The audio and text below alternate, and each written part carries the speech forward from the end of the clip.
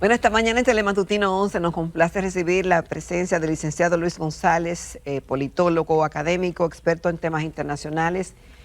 Es especialista en China, pero domina muy bien toda la dinámica de lo que está ocurriendo a nivel internacional, articulista y dirige el Centro CAEI de la Universidad del Caribe para Estudios Internacionales. Le damos la bienvenida, profesor, al programa. Bueno, gracias. Con una agenda tan variada y tan interesante, nos cae muy a tono su presencia hoy lunes, porque en los Estados Unidos mexicanos, en el día de ayer, ocurrieron elecciones donde estaban habilitados más de 78 millones de electores para escoger a el presidente o la presidenta en los próximos 6 años. Exacto, sí. Y habían dos candidatas durísimas, mujeres, y en un país machista, escogieron a Claudia Sheinbaum, que dice la prensa, BBC y los medios internacionales que arrasó, ya que logró casi entre un 58 y un 60, es una votación altísima. Sí, así es. ¿Qué significa esto para México? ¿Qué significa esto para América Latina? Que se quede en Morena, la continuación de López Obrador en el gobierno, y que sea una mujer, una científica, la que sea presidenta de la República. Bueno, primero gracias, Jacqueline, por el honor nuevamente de estar aquí con ustedes. Don Ramón Núñez Ramírez siempre presente, aunque no está sentado Así con es. nosotros aquí. Bueno, yo creo, Jacqueline, primero, una mujer. Hay que estar claro, no es cuestión de... Pero es una sociedad que todo el mundo lo reconoce, latinoamericana en general, hay una tendencia machista, hay que hablar desde el punto de vista sociológico, no estamos inventando nada. Y México en particular ha tenido esas características. Sin embargo, como usted señaló, hubo dos candidatas. Había un tercer candidato, pero no tenía ninguna posibilidad. De manera que todo el mundo sabía hace un año, que la próxima presidenta de México iba a ser una mujer, porque estaban Xochitl Gálvez en representación de una coalición de partidos.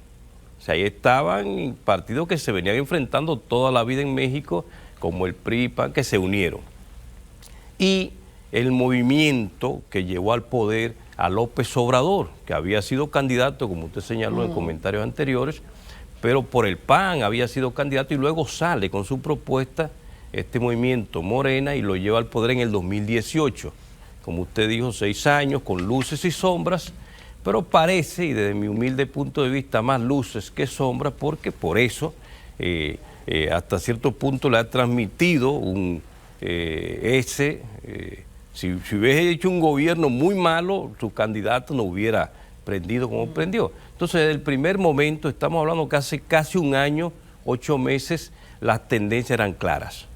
Que Claudia Sheinbaum iba a ser la presidenta de México, y eso se mantuvo, Jacqueline, hasta tal punto de que no hubo una sola encuesta que le diera a Xochitl Gálvez la posibilidad de ganar las elecciones. Entonces se produce este domingo 2 de junio las elecciones y las mediciones dieron en el clavo, y por eso hoy ya incluso Xochitl Gálvez y el otro candidato reconocieron. O sea, había un cierto temor de que hubiese reclamos, aunque todavía falta, porque no solamente se está escogiendo la presidencia, en este caso va una mujer presidenta, sino que todo el poder en México, estamos hablando del Congreso, que es importante, parece ser, Jacqueline, que también va a obtener, como pasó aquí en República Dominicana, la mayoría calificada, tanto en el Senado como en la Cámara de Diputados en México, igual que pasó aquí en la República Dominicana. Un dato interesante, profesor, que usted apunta que Xochitl Gálvez iba apoyada por partidos muy tradicionales. Sí, porque que se enfrentaban siempre. Bueno, pero recordemos el PRI, que duró 70 primeros años. 70 años corridos. Y después gobernó otra vez. Y también el PAN. El PAN, que también había gobernado. Que había gobernado. Sí, entonces, se unen toda esa coalición. Entre otros. Entre otros, sí, pero esos dos grandes y tradicionales, con un movimiento que lleva Sí. a López Obrador a la presidencia. Sí, exacto. Entonces, ¿qué lectura tiene eso para los partidos políticos? Y si nos podemos mirar en ese espejo. Bueno, sí que, y es una tendencia, Jacqueline, en América Latina, aunque si usted revisa bien, se ha venido dando en otros países. Bueno, en Guatemala el presidente Arévalo es de Movimiento Semilla, que está ahí. Y usted revisa en toda América Latina, pero en el caso especial de México, como usted señala, con una fortaleza de ese partido que sigue teniendo una cuota de poder, estamos hablando del PRI, y también tiene una cuota de poder, pero le está enviando un mensaje claro de que la gente quiere resultados y que más allá de esos partidos tradicionales que han tenido esa fortaleza, la gente vota por lo que entiende que le va a resolver sus problemas. La República Dominicana no crea que estamos muy lejos, porque ahora mismo, ¿cuáles son los partidos que están en el top? En el top está el PRM, que aunque viene del PRD, no es el PRD, está en su mismo, pero ya es un partido relativamente nuevo. Y con gente diferente. Y el segundo que está en el, que yo siempre dije que iba a ser, el que iba a quedar como líder de la oposición, es un líder tradicional, gobernó 3 veces, pero su partido también es relativamente nuevo. Y después, Jacqueline, quiero incluso felicitar, los partidos que quedaron, está el de Justicia Social, de Julio César Valentín. Que fue una novedad. Que fue una novedad, partido relativamente nuevo. No nuevo. Y con mucha gente nueva también, sí, porque no solamente está él como figura, y Milton Morrison y su partido País Posible, hay que reconocer que también quedó entre los primeros 6, 7 en votación y fue el tercero en el aporte al presidente Luis Abinader. Pero volviendo a la pregunta, en el caso de México, eso le está enviando un mensaje a los mexicanos y al mundo de hacia dónde van, o sea, la tendencia de los electores. Los electores están buscando más resultados, independientemente de la tradición, independientemente de que usted sea político o no, independientemente. Bueno, ahora mismo, aunque ha tenido una carrera política al lado de Andrés Manuel López Obrador, la actual presidenta electa, Claudia Sheinbaum, es una científica.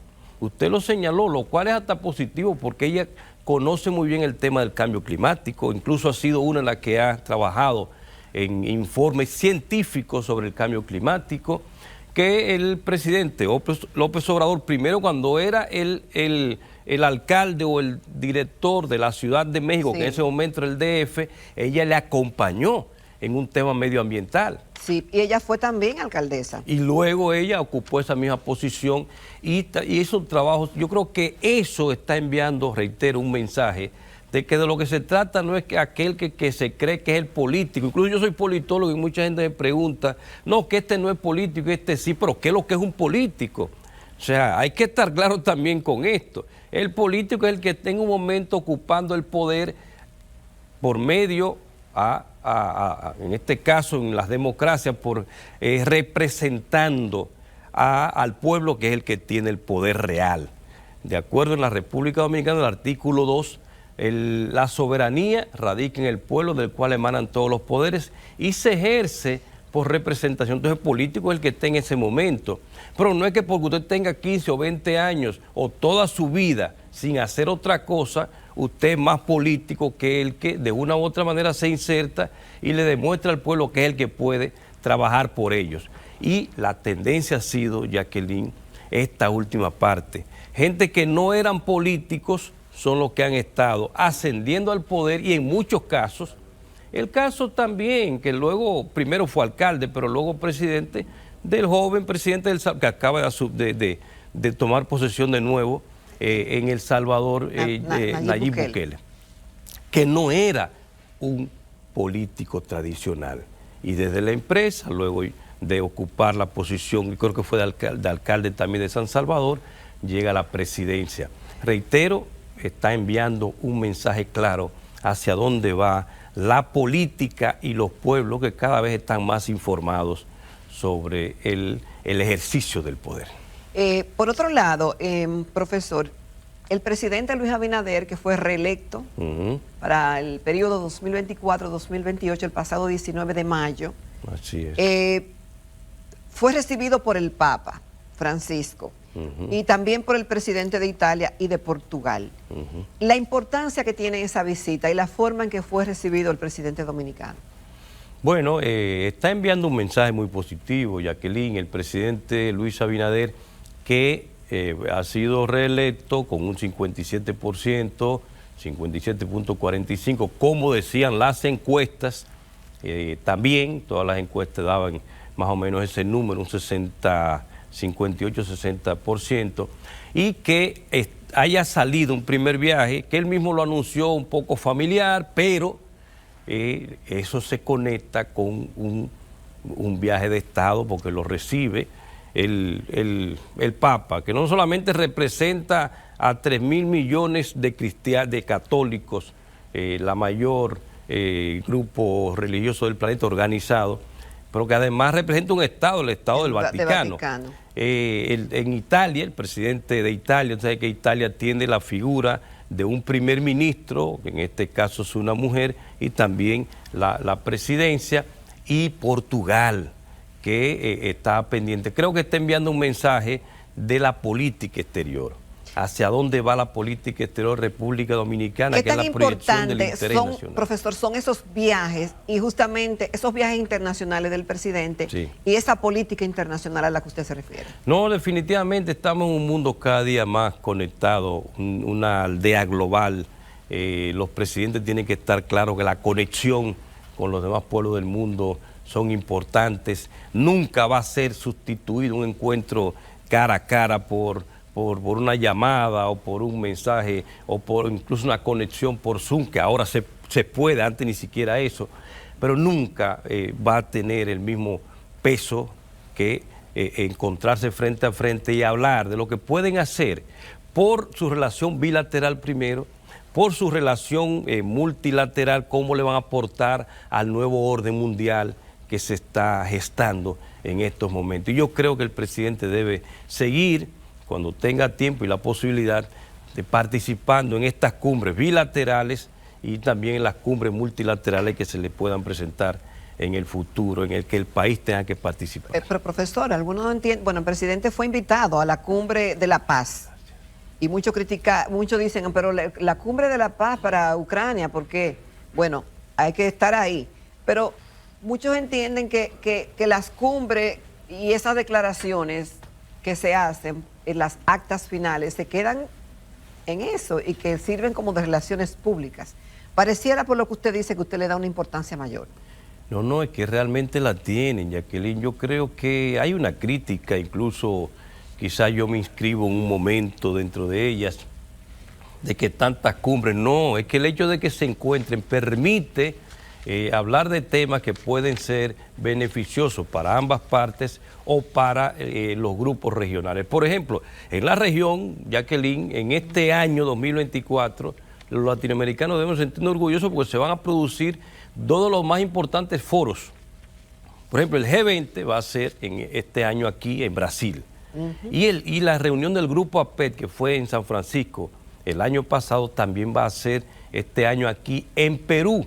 Y todos esos foros donde en estos dos casos no va a participar la República Dominicana porque no somos parte de ellos, pero están en la región. Y cuando se encuentran los líderes globales, debaten los temas que son los que van a enviar el mensaje hacia dónde va el planeta en todos los temas, en cambio climático, en producción de alimentos, en inteligencia artificial. O sea, el mundo entero va a depender de esos encuentros, de manera que sí. Es decir, que ahora tienen más razón que nunca. Más que nunca, la llamada aldea global, el encuentro entre el liderazgo y más en este mundo que está en la situación en la que está convulso, se necesita el encuentro cara a cara. Y además que nos encaminamos, Jacqueline, a un cambio de época, una época de cambio, eso está claro. Y en estos momentos, más que nunca, se necesita entonces el encuentro cara a cara de los líderes globales. Bueno, con su permiso y el de los amables televidentes, vamos a hacer un corte. Esta conversación se pone muy interesante. Estamos a mitad del 2024. Sí. La República Dominicana ahora cambia a otra agenda, el mundo sigue y hay muchos retos y desafíos que debemos estar enterados para tomar decisiones, porque lo de afuera afecta a lo de adentro. Es decir, lo general tiene después que ver con lo particular. Así que les invitamos a que continúen con nosotros en Telematutino 11. Continuamos en Telematutino 11 conversando con el licenciado Luis González, politólogo, experto en temas internacionales, dirige el Centro CAEI de la Universidad del Caribe, articulista y académico.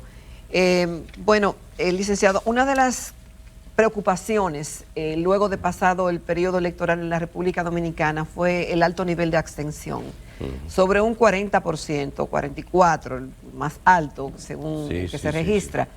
Y hay preocupaciones y hay muchas interpretaciones de eso. En las elecciones ocurridas ayer en México, hasta ahora preliminarmente se habla de una abstención de un 40% aproximadamente, puede llegar a un 42%. ¿Qué lectura tiene esto y cómo afecta esto la actividad política y la democracia de un país? Bueno, en el caso de la República Dominicana, para señalar los dos temas, porque se ha dado en otros países también alta abstención, como dijimos, en el mismo Guatemala, el mismo Ecuador, que son recientes elecciones, o sea, de este mismo año. En El Salvador, con todo y la popularidad de Bukele, hubo abstención también relativamente alta. Lo que está diciendo es que hay un grupo poblacional que no está muy motivado, es lo primero. Hay que ver qué hacer. Y afecta a la democracia porque, como ya hemos dicho, democratos es poder del pueblo. Claro. Y si el pueblo, que tiene la oportunidad cada cierto tiempo, no 4, 5, 6 años, en el caso de México son 6, no participa, entonces no está ejerciendo esa soberanía y por tanto la democracia hasta cierto punto se debilita. Mientras más participación, pues más expresión democrática hay. Eso es una relación incluso directamente proporcional. Pero hay que revisar, Jacqueline, un dato importante. Y eso en una posible reforma en la Constitución de la República Dominicana hay que revisarlo. Y es lo del voto. Mucha gente cree que hay que debatir. Claro, hay que debatir como todos los temas.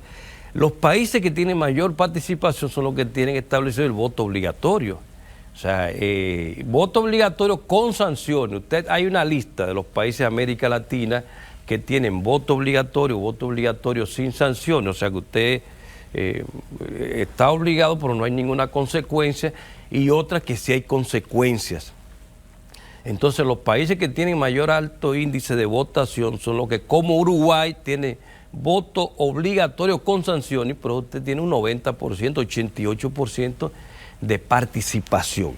Pero yo creo que lo ideal sería, Jacqueline, que fuera una motivación real, que la gente vaya a votar porque lo está motivando la propuesta, las ideas, pero en sí, que es la pregunta que usted me formula, afecta la democracia porque a menor participación, por tanto, menor expresión de ese pueblo que es, en esencia, la democracia. Medidas que se pueden tomar, yo planteo revisar la posibilidad del voto obligatorio, y otra sugerencia que yo planteo es el fin de semana, o sea, el domingo. Yo creo que deberíamos cambiar ese día.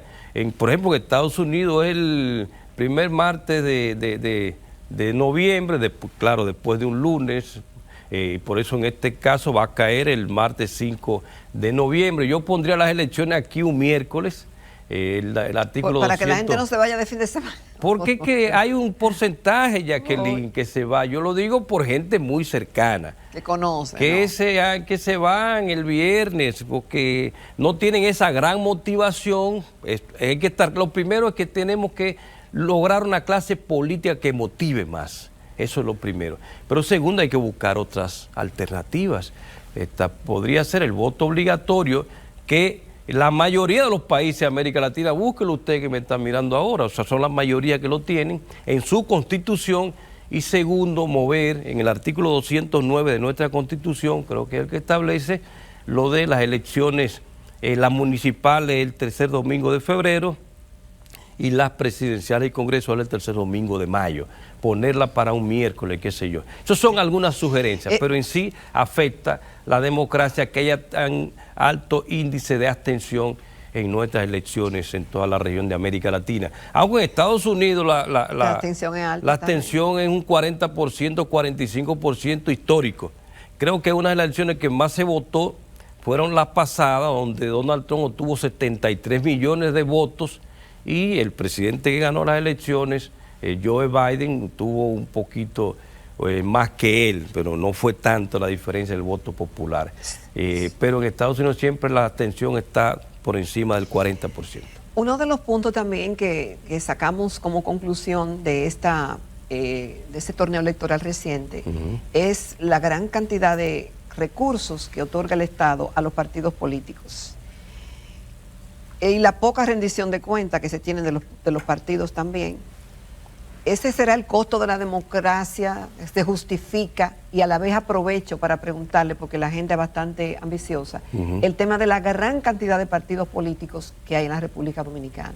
En Estados Unidos hay 2, que son los que lideran, pero un país tan pequeño como este, es decir, parece que no hay filtro y todo el que quiera pone un partido, pero eso tiene un costo y tiene una lectura también.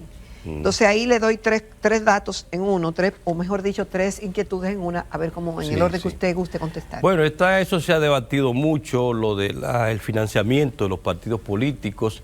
Se supone que el financiamiento se planteó para evitar que los partidos recibieran financiamiento privado, sobre todo del narcotráfico o del lavado, y ya hemos visto que eso no ha impedido.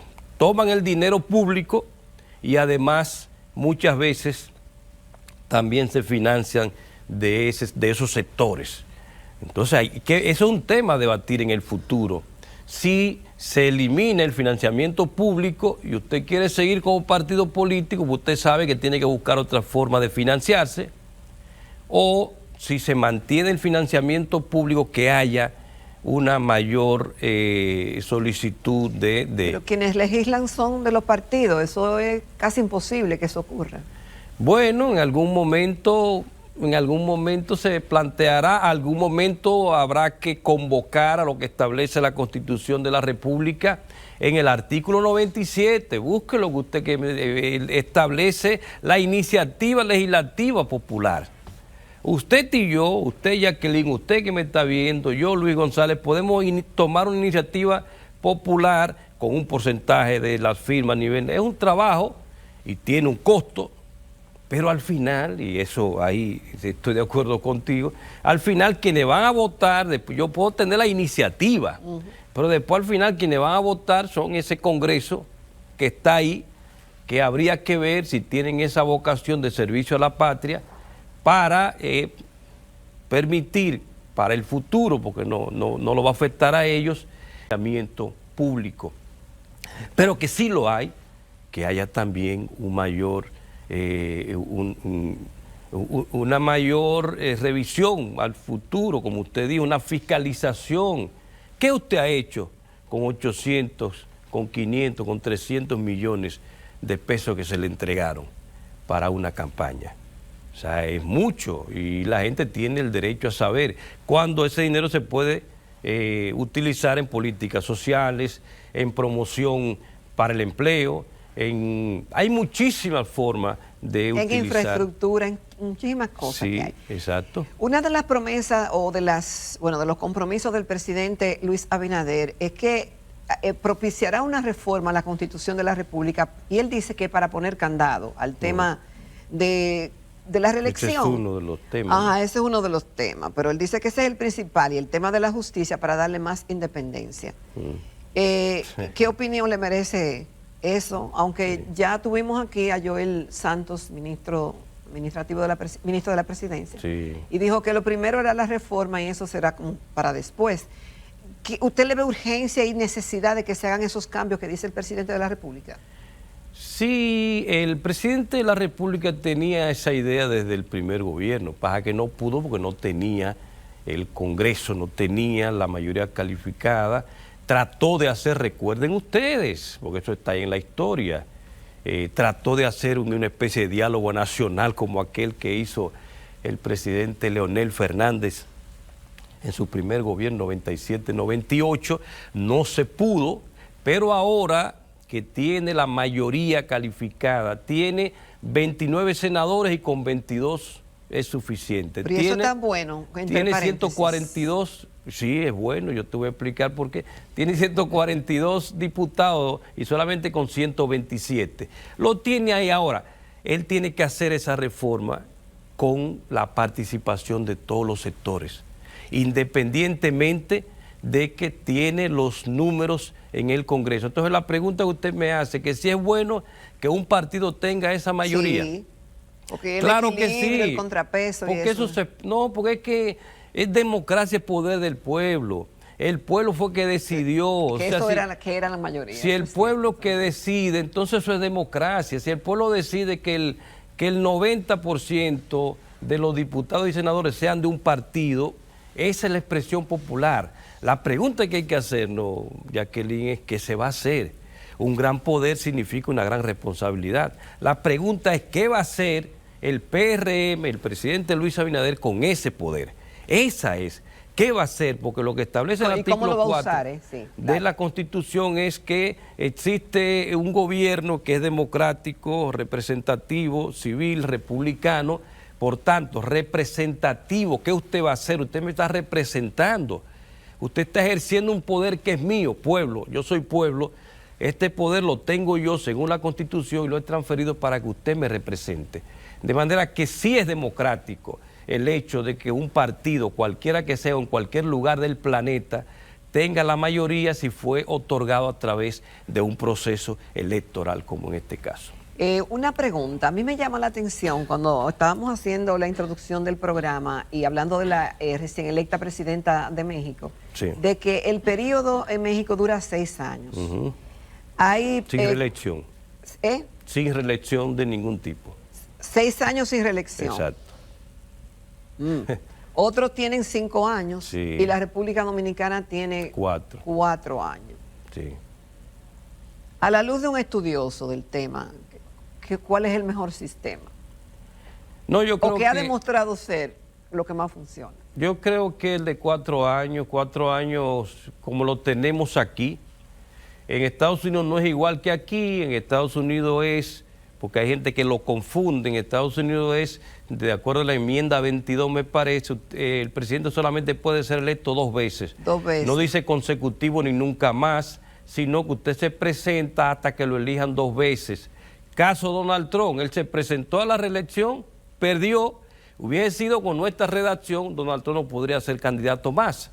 Pero en Estados Unidos hay que elegirlo 2 veces. En el caso de la República Dominicana, 2 periodos consecutivos y nunca más de 4, yo lo veo bien. El de 6, sin reelección, también podría ser, pero son 6 años, si el gobierno es muy malo, ya la mitad. Pero ya no pueden volver.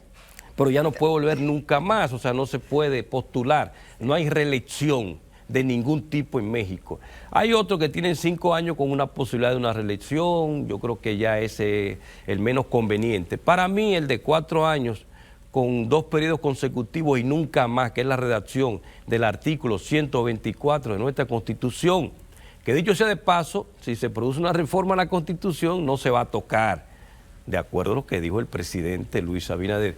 Yo creo que es el mejor modelo o, en su defecto, el mexicano de 6 años sin ningún tipo de reelección. O hay otra alternativa, que es el de 6 años, pero con revocación de mandato a la mitad del periodo. Pero eso es más complicado. Pero eso es peligroso, porque Sí. entonces tiene el Congreso en su contra, es casi seguro que le van a revocar ese mandato a la mitad del periodo. Entonces yo creo que es mejor como lo tenemos aquí en la República Dominicana. Bueno, profesor, muchísimas gracias por habernos acompañado en esta mañana. Yo creo que hemos tocado muchos temas, porque las elecciones pasaron hace apenas 2 semanas y todavía tenemos que seguir sacando conclusiones, porque esto ocurre cada 4 años. Y hay que analizarlo. Y también el contexto internacional, que también lo hemos tocado, que es importante. Muchísimas gracias por su participación. Esperemos tenerlo pronto en Telematutino 11. Vamos ahora a una pausa y regresamos con la despedida.